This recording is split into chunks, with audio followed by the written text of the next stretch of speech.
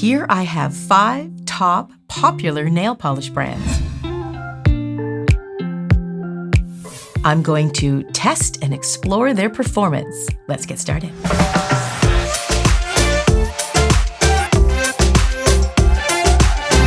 I selected these popular brands because if you don't have a license, you can go pick these up at your local drugstore. I got these at Sally Beauty. So let's check out their performance. I love white. White is so pristine and perfect if you get it on the nail properly, but there is a way to do it. It's very hard to do white. Let's start with China Glaze. Now this is a white, but it's got a tiny tinge of pink to it. And I always check out the brush first. That's the most important thing to me. And I wanted to make sure that the brush kind of fans out so you can apply it to the nail properly. White is one of those colors that the distance, the height of the polish on top makes a difference. Not only this way, but the depth of it. It'd be like trying to put milk on your nails. So I just get it on one side of the brush. It's a bit runnier, it feels like, so I don't want to flood the cuticle. Yeah, it's sort of running into the cuticle. And you see what I mean when I say it's like milk? You got to watch the depth on this stuff. So the brush is a little bit kind of chunky and the bristles aren't really spreading out the way I would like it to.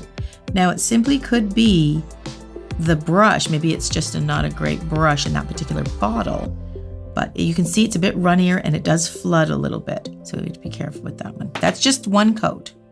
Now let's try the Morgan Taylor. Okay, now I tend to like the Morgan Taylor brushes because they're thin, but they're wide. So I will take it off of the post of it and then I'm gonna apply it to the nail. See how it's got that little scoop? I like that in particular. See what I mean? It fits right in there. It's not as thick as the previous one, so it does go on much smoother.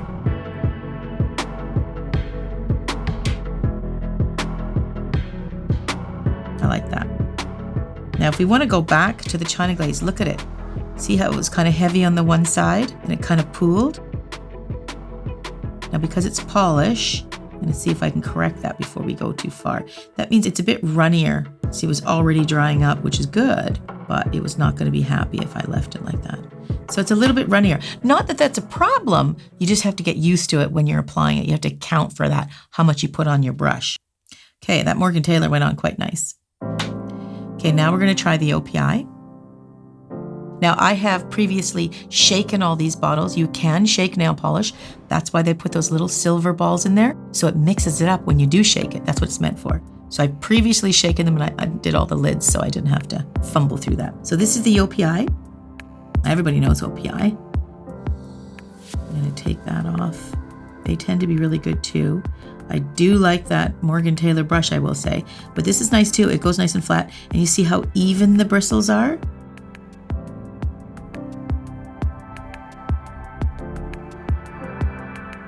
Oh, it's nice too. It's not too runny. It's pretty good coverage. It's not thick either. It's tough with white sometimes. It can be kind of thick because it's trying to keep that pigment to give you a solid white color.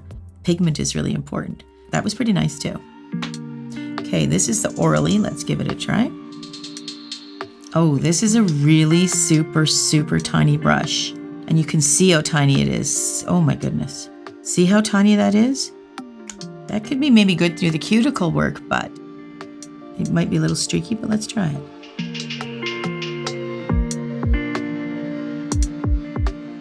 Because if you don't have a bigger brush, it doesn't cover a very big area and you have to put it on more. It actually covered really nice. I thought it was gonna be kind of streaky because you're actually having to do more passes with the brush and that can cause a lot of streaks and bristle marks. Because it's a really good polish, it actually went on really nice. It's a bit of a warmer tone than the other two. It's really pretty. Now we're gonna try finger paints.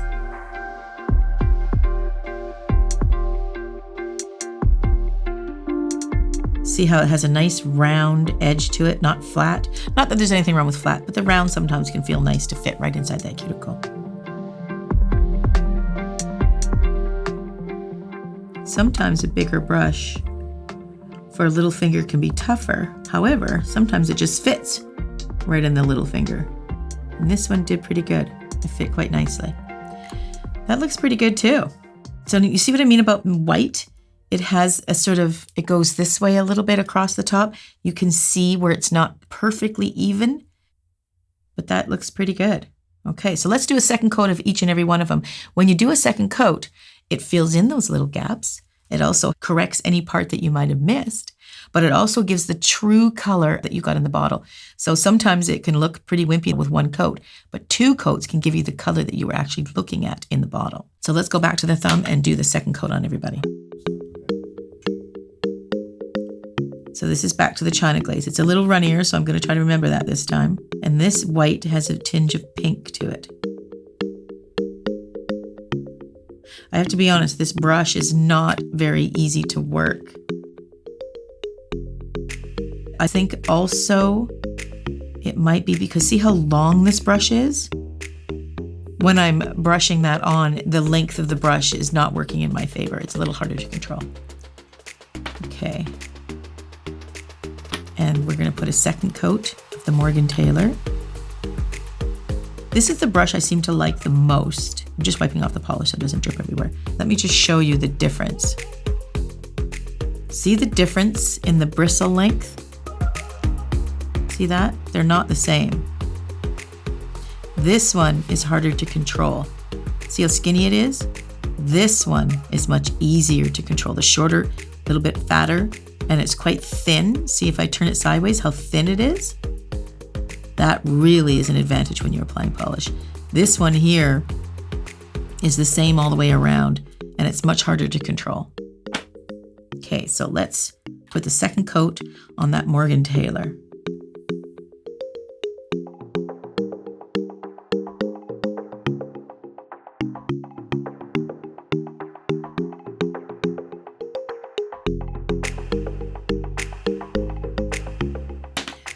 Okay, let's do the second coat on the OPI. That covers beautifully as well. Very nice coverage. And that was my fault. And when you do gunk, you do want to get it up right away because nail polish will settle. You can remove it with a brush with some nail polish remover acetone. That's very effective. Now this was the thinner brush that I didn't really like. It isn't bad for application. The polish is so nicely pigmented, it actually goes on quite nice, but I did have to go back for another dip. And if you're not great at polish, this could be difficult to work with. This has a nice wider brush as well, and that fits right in there quite beautifully. It seems I like the wider brushes. There you have it, the performance of 5 really popular brands. The coverage is absolutely beautiful. See how the second coat makes such a big difference? Let's check out the reveal shots, just for fun.